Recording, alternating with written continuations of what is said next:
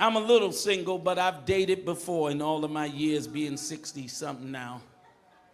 And I went out on a date with a beautiful woman, and she tried to bully me into getting married. Don't act like y'all don't do that, but she tried. Like you're on the first date, and the question is, do you ever want to get married? That's not a question for... See, some of y'all retarded, but there ain't no question for no first date. Then she tried the Steve Harvey thing. Where do you see yourself in 5 years? I said, do you know I'm a prophet? I could see 30 years down the road.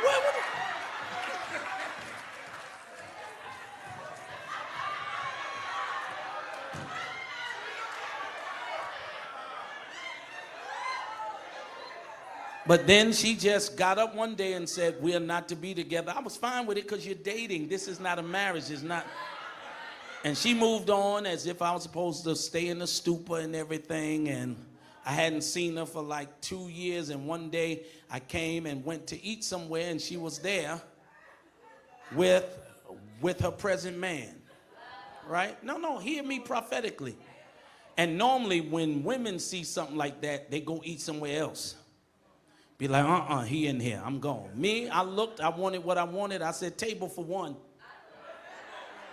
And I went over there and I ate. I'm gonna see if you hear me prophetically and jump quick.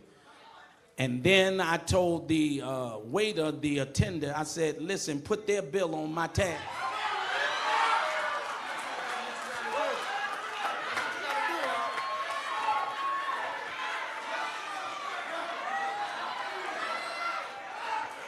I said, but don't tell them.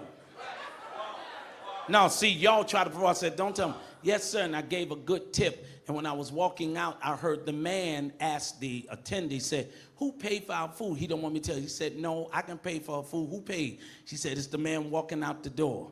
And he looked at me. He didn't know me. She knew me. She didn't know what to tell him, but she should have said, my past just funded my future. It's something good, right? It's something when all the hell you've been through in the past now has to put a down payment. Yes, sir. Yes, sir. You're going to pay for this life not with money, but with surviving yesterday.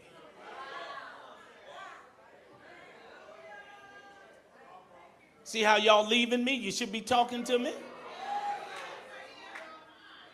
Because your response does not match what I'm saying. I'm about to close this in a minute now, and I'll be in a certain key in a minute. He walks in. Let me test someone's faith. I'll stay with you. If I tell you by the Spirit of God, thus saith the Lord, thou shalt be a millionaire within 2 years. I need to tell you something and see if you'll jump. You are a millionaire when I spoke it.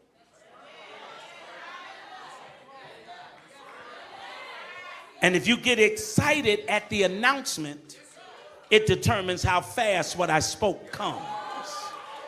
See, people don't believe that because some of you are out here trying to teach an office that you're not an officer in.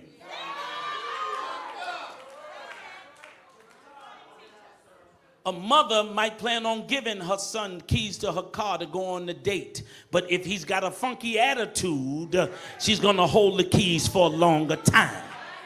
But if he says thank you and starts cleaning his room and is pure, she's gonna be like, boy, take the car, come back whenever you want to. Some of you are putting a long delay on what should have happened already because your disposition does not match what he spoke. I don't get excited on Christmas. I'm excited more the day before.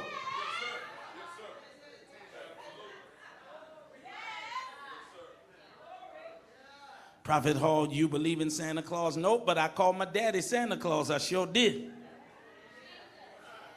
Y'all ain't gonna mess up my holiday. I don't care what none of you say.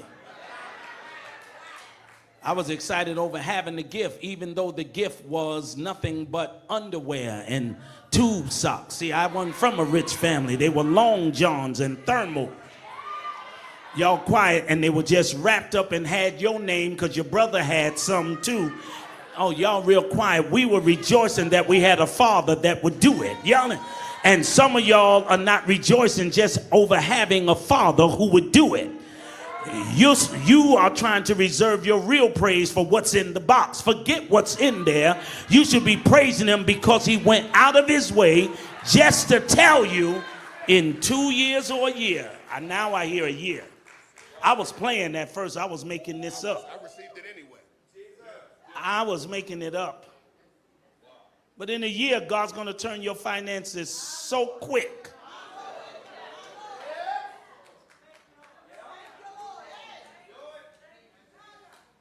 That you'll be able to do some things for your parents and yourself. God says, I don't want him spending all the money I'm going to give him on a church. Tell him I'll do that on my own. God said, tell him build a school, build a learning center, build something and be more than just a pastor. Thus saith the Lord. I'll come back later.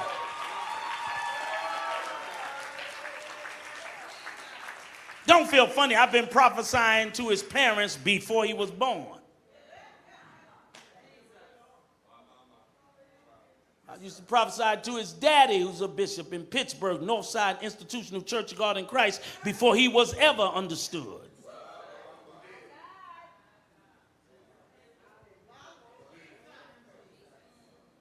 And if it came to pass for his daddy, you know, some folk can't wait for you to be wrong.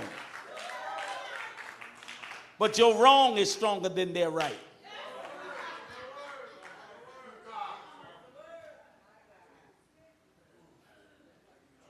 As a grown man, I don't think that when I got there and saw that she was a widow and a mother, that I could take food out of a child's mouth. Prophecy should make you think. Especially the way it comes to pass. I don't want somebody to get hurt for me to get help. All right, see, some of y'all don't care. I don't care, Lord, just let it happen. No, you got to have a heart. Oh, I don't hear them, but you got to have a heart. I don't want God to give me a mansion, but the person in it got evicted. And me have to testify God provided a mansion and act like the person that was living there didn't get evicted. See, I wish y'all would talk to me. I need God to bless me where I can sleep at night. I don't want God killing my enemies to make them shut up. I want them to let them like me and shut up. Live and shut up. See, some of you don't have a heart.